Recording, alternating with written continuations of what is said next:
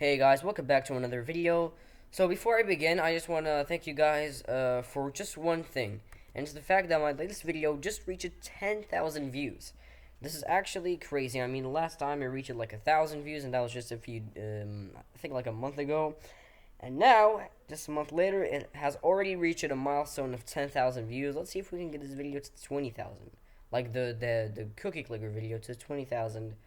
And yeah, and that's really it. And so many comments on this video. I've tried to reply to tons of them, and I've realized some things that like lots of people are experiencing issues, like it doesn't work, or they got blocked by clients. I mean, I don't know. It worked for me, but it might not work for you. Probably because you have an outdated version of Chrome, or maybe you just something's going on. Maybe you have an outdated computer, or an outdated version of Windows 10. I have no idea.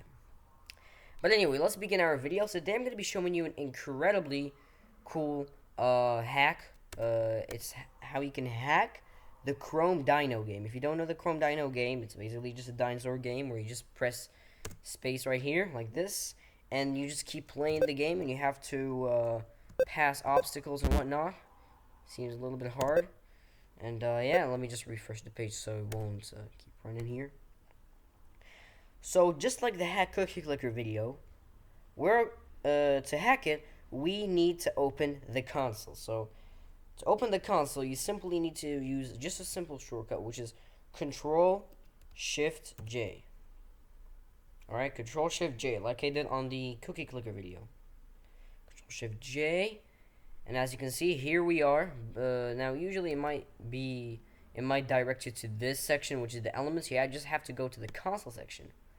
Alright, what you want to type in is, let me just look through my clipboard. I'm pretty sure I have it somewhere.